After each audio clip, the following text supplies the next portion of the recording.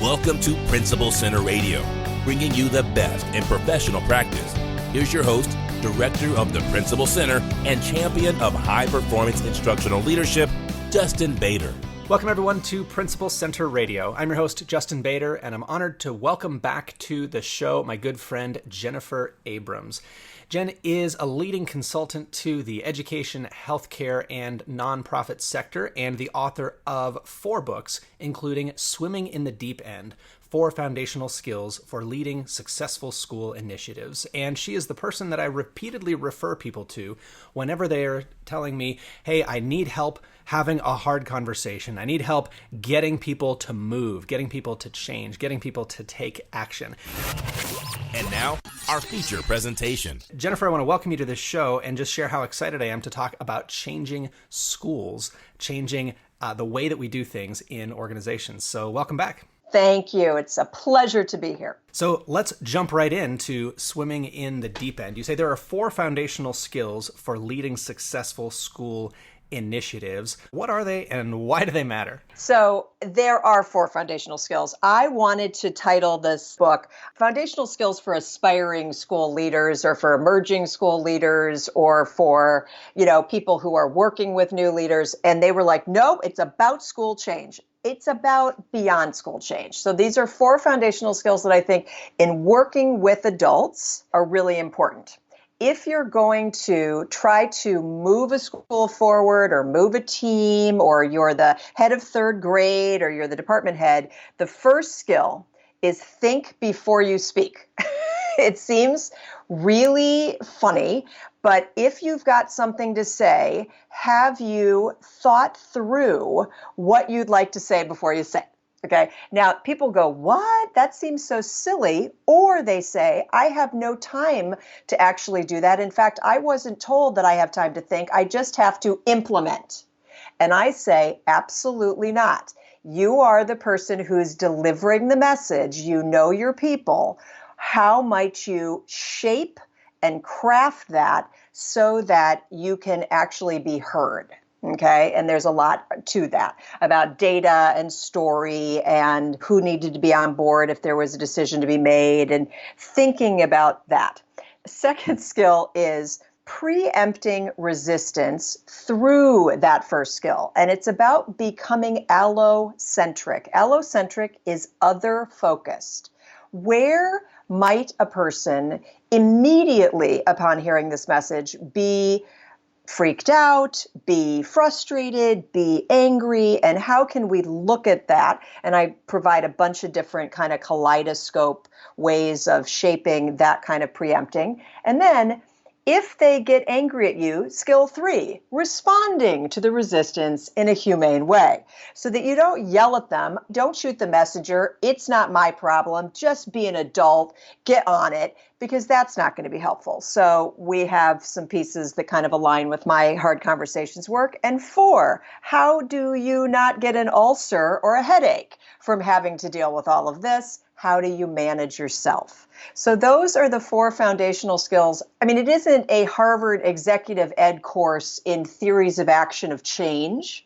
It is not a PhD in change management, but it is, gosh darn it, you've got to start thinking from the perspective of the adults if you're going to move forward. And a lot of the folks that I work with are coming out of the classroom, just getting into administration, and I'm just helping them kind of move from the shallow end into the deep end. I know your previous work on having hard conversations and the workshops and the consulting that you do on those difficult conversations, sometimes those are just about getting people to correctly or consistently do the things that they're already expected to do. I talk with a lot of administrators who say, I need to have a hard conversation with this teacher who's not planning, or they're coming late, or, we need to have that conversation. I know you provide a lot of tools in those books for planning those conversations and kind of, as you said, in this book, thinking before you speak. But if we think about the organizational level and we think about not getting people to just do their existing job and keep doing what we've been doing as a school, but actually change something, whether that is a seemingly technical change or whether it's a more philosophical and culture impacting change. There's a lot there that has to happen on the human side. And one of the things that I was hearing in your description there was the idea of empathy, and using empathy to not only be empathetic, but to also anticipate resistance. I think in the Think Before You Speak section, and I was just sort of shaping a 2-day workshop that I'm doing on this, one of them is to really determine where are we in this challenge, and can we shape it and frame it as the polarity that it probably really is. So I was reading an article about this in terms of tradition and transformation. A polarity is we're seesawing. We're not tipping somebody off the seesaw, but some people will say, oh my gosh, this is all about transformation. What happened to the past? What happened to the consistency? What happened to where we've been? Why is that so bad? And the answer isn't that we are going to absolutely get rid of everything that we've done. It's about moving us forward and keeping what has been okay, and how does that kind of movement happen without what I call tipping the seesaw. So that's about thinking before you speak. Can you not just go, we're moving forward, too bad about the past? You know what I mean? Adam Grant, who's the professor at UPenn, talks a lot about the idea of when there's a change that's going to take place, absolutely speak to what's not going to change and how important that is. And I think that there is some language that you can use in that particular way. That's an empathic frame. Then I giggle because it doesn't matter what the change is. You're going to go to blended learning. You're going to go to moving more towards social emotional learning. Whatever you're trying to do, somebody is going to ask you, can you give me more information about that? What if I don't know how to do it? Who was involved in that decision? How is this connected to the way we've been doing things? What happens if we fail? You know, there are basically like 16 questions, regardless of what the change is, that people will ask. And the answer is, do you have answers to them? And can we not be angry at human beings for asking the same questions that you normally would do if it was you? So it's about getting empathic and then really nuancing that. So I look at some other models of how might you go to, for example, the math and science departments might look at things a little differently than the English department looks at it, or the kindergarten might have a dilemma versus the board, or somebody who's, an instructional assistant might look at it differently than a principal. So we've got to take field trips to everybody's life. And I've got people who giggle. They say, I don't have time for that. We move fast and break things. There's no way that I have time to amp up on that. And I say, as we know, culture eats strategy for breakfast. Can we just start to consider this?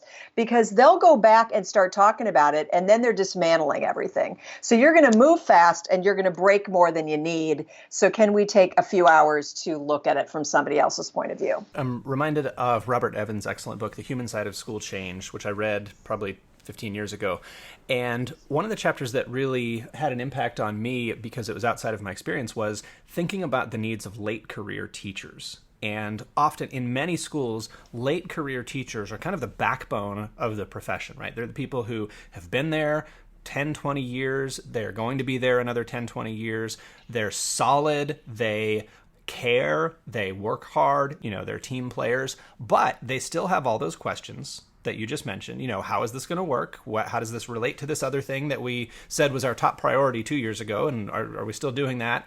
But then there are also all of these other life stage issues that come up. And as you said, we need to take a field trip to their life and think, okay, what is it like? I might be, and as a new principal, I was in my mid-20s, and I had all the time in the world to just focus on whatever career things I wanted to. And I think we kind of idolize that, like, I'm going to go all in, I'm going to work 8 million hours a week. And, anybody who doesn't want to do that or is unwilling to do that just doesn't care about kids. And the Human Side of School Change made me stop and say, wait a minute.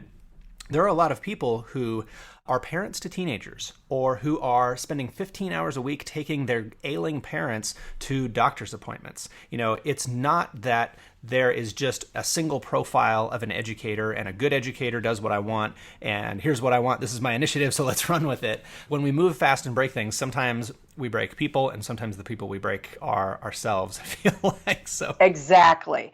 So you know that I love the generational work that I do and the multi-generational workplace piece.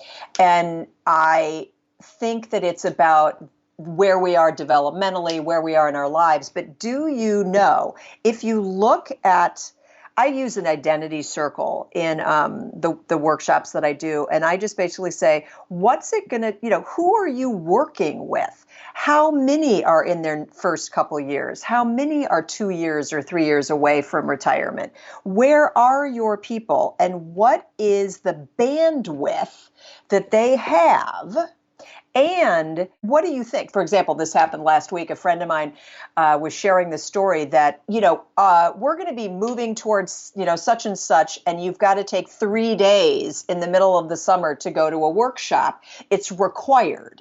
Okay. Now, this woman teaches one period. Now, that's in and of itself a fascinating dynamic because she wants to keep her foot in it, but she's got kids in elementary school. And now you've just told her that the change that she needs to do has to happen in the summer. And, is this enough time? Does she feel like it's worth it? She only works 1 hour anyways.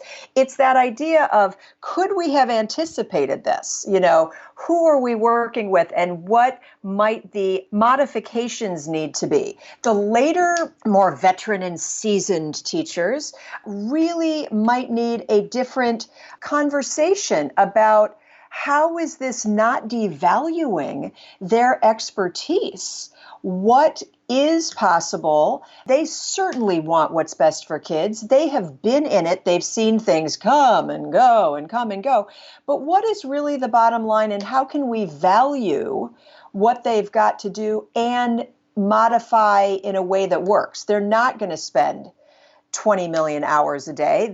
They are taking their ailing mother to get prescriptions. Believe me, I understand that story. And so how can you do that? And does anybody consider this is what I think I'm really putting in as a foundational skill. So Robert Evans, his stuff has been, pivotal. It's foundational work. So yeah, I completely relate to it. It's interesting to me that these are issues that we don't often think about when we're planning. Like in our profession, we seem to love documents for planning. Like we need some data and we need some research, and then we need to use that data and research to make a plan. And that plan needs to be extremely long and detailed.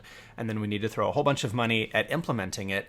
But so far, I'm pretty sure everything we've talked about so far is free and does not require making any documents, right? This is about thinking, this is empathy. It's about using your mind and your heart. And I've got people that are like, God, this allocentrism is exhausting. We are not here. This is an interesting dynamic.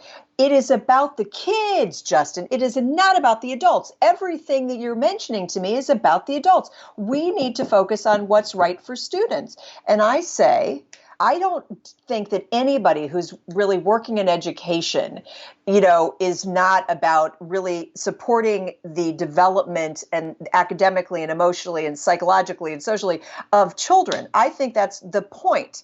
And it's the adults that are doing it. We exist too. So let's go with that polarity. Can it be about the students, and can we recognize the needs of the adults? And I've got people that are like, it's not about them. They're too selfish. Why are we focusing on the adults?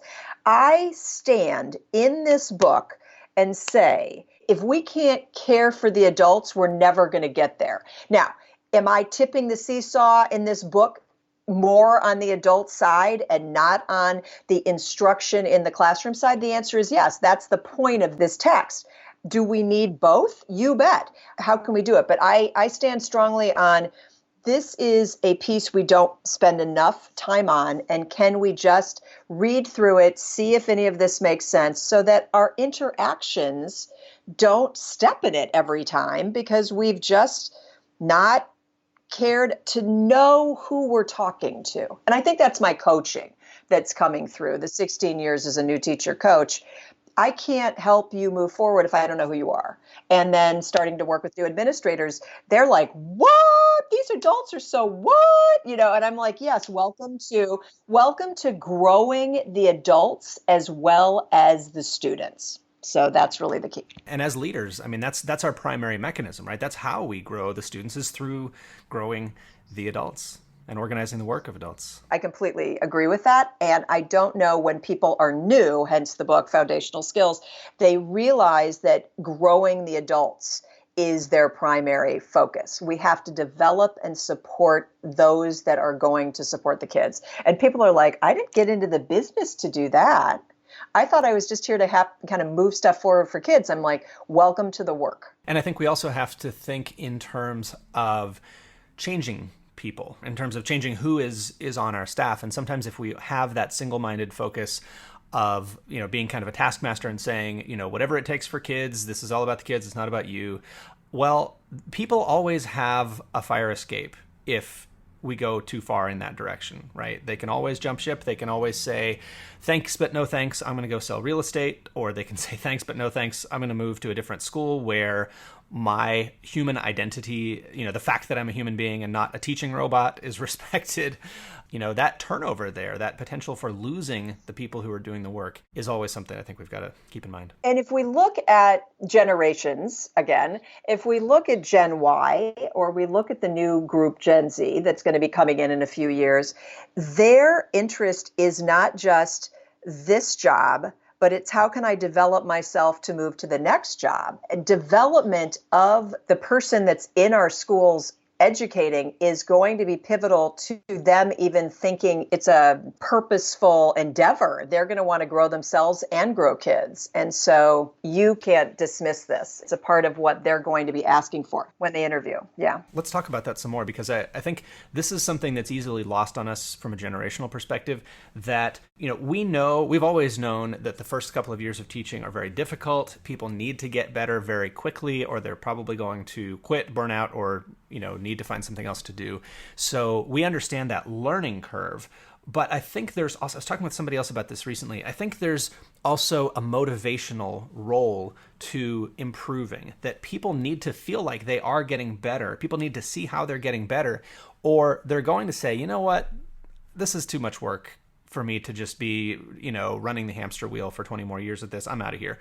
And if people feel like they're stagnating, like, I don't know that has traditionally been a complaint of the teaching profession, but I think what I'm hearing you saying is it's going to be, if we're not attuned to this.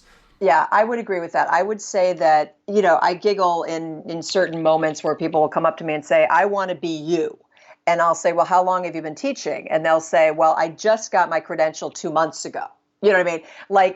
And I say, well, how about you teach for a year? It's that kind of thing. But they want to see that they're going to develop, and they need to have opportunities that indicate to them they're making an impact and they're growing themselves. And this is sort of why I wrote this book. My new teachers have now signed up to be leaders. And they're like, okay, I'm on board. And they're on board fast. Like, oh, can I be the grade level lead? Oh, can I can I be a coordinator? Oh, can I be a mentor? Oh, can I be the department head? And they're doing it pretty swiftly because they were told they could be anything they want to be. And now they're anything they can be. And there's a new set of skills. And so I just don't think that we have ever really been in the business of, in an interview, being on the back end of the interview. We're interviewing a new second grade teacher, but the teacher's saying, what can I learn at your school? What is the professional learning that's going to happen when I get there? What opportunities am I going to have? And I think, cynically, some of us have been thinking, oh my gosh, they want to go to a workshop. All we wanted to do is not go to a workshop. If those workshops are terrible, like, oh my gosh, if I have to go back and sit at the district office, and they're saying, we don't want a terrible, professional learning opportunity, but we want to be growing and teaming and working together to make change for the sake of, kids. So the human identity of both the kid and the adult are going to have to be a part of this. And then that goes back to the think before you speak. As you put yourself into this change, how many moments are we going to have for reflecting and celebrating and moving our brains into seeing that we have made an impact and how can we move forward? And I just spoke with a group who they said, oh yeah, we move fast. We never celebrate or reflect. We don't have time for that. And I'm like, that's going to end up not being helpful if you've got some younger teachers who are really going to want to work together and see and celebrate. So, and I think not even just for younger teachers, but I'm seeing this across generations. And the very first teacher I hired as a principal was a mid-career teacher. And I said, why do you want to work here? Tell us, why do you want to make this move? She had been in private schools previously. And she said, really, it's all about the professional development. I just don't have the opportunity to get good professional development where I am. And I know I will get that here, and I know we'll have amazing colleagues to learn with and learn from. And that was one of the easiest and best hires we ever made because that was there. But at the same time, we very well could have shut that down the moment she got hired and said, okay, you're going to do what you're told and implement these initiatives. And, that learning and that understanding what she was learning really was critical for making the most of her leadership, and allowing that to shape our school initiatives. So just to kind of wrap things up with these foundational skills for leading successful school initiatives, in the final chapter, you talk about managing yourself. What are some of the, I feel like we've all heard that we need to drink plenty of water and get 8 hours of sleep a night, and none of us get 8 hours of sleep a night, so forget that. But what's the relationship there between managing ourselves and managing the initiative or the change that we're trying to see through? I do twofold piece. It's so funny. There are 14 things, and yes, it's about sleep, and it's about, do you have a gratitude practice and all that? And I look at it and I think to myself, and I say to the people in the workshops, please do not think you have to do all 14 things on this list. You're going to feel like a loser, and nobody can do that. But I really do think you have to take care of yourself, self and school, right? The polarity is there. The other piece that I do in the managing yourself, it's more immediate. It's when this stuff happens and you get negative feedback. How do you respond to the feedback? Do you take in the right stuff? Do you let the other stuff go? How do you anticipate resistance in your body, and how do you plan for that? So there's some nonverbal stuff. There's some quick learned optimism stuff. I really follow Martin Seligman and think about, in a terrible moment, what's my immediate kind of psych myself back into it kind of stuff. So there's some immediate kind of responses, and then there's just how do you manage yourself long term. And it's a tricky thing that I haven't kind of, I certainly don't do all 14 things, and I have to keep psyching myself into certain stuff when bad stuff happens. So I give as many tips as I possibly can. It's just some tips about how to make sure that you don't, that there was an older thing that I remember, weebles wobble, but they never fall down. How can we stay because we're always going to be unbalanced. How can we balance ourselves in the moment? And then how can we balance ourselves long term? And it's like, we're going to react, right? When someone comes in and slams the door and says, look, this change initiative is just, they throw it at us. We're going to react, right? It's a law of physics and it's a law of psychology. We can't just not react. Obviously, we are largely hired in this profession for our ability to react appropriately and in a measured way. Or we keep our jobs by doing that. But the inner reaction and the anticipating that and the processing of that seems like something that no strategic plan is ever going to tell us to think about, right? We're not going to have that in the Word document. And so there are many of us that are working on resilience. Mine is just a piece of the work. And most of the time, it's that idea of we have to, in the moment, figure out what do we need to do. And I've got a couple tips in the book that I'm not sharing that we're going to, of just how do you balance yourself in that moment? Because it's a marathon. And if we're in the deep end, I suppose you could go to the side and hold on to the side of the pool, or you could try to swim yourself back to the shallow end. But it's I don't know, some floaty tips to keep yourself when you're just too tired is what I have in there. So the book is Swimming in the Deep End: 4 Foundational Skills for Leading Successful School Initiatives. And Jen, I know there's just a slight possibility that some districts may need assistance in navigating change and navigating hard conversations. So if people want to get in touch with you, talk about working together, where's the best place for them to find you online? They can find me at my website, which is jenniferabrams.com, and jennifer@jenniferabrams.com. And I will respond. I'm that kind of person. Well, Jen, thanks so much for joining me again on Principal Center Radio. Thank you. Thanks for listening to Principal Center Radio. For more great episodes, subscribe on our website at principalcenter.com/radio.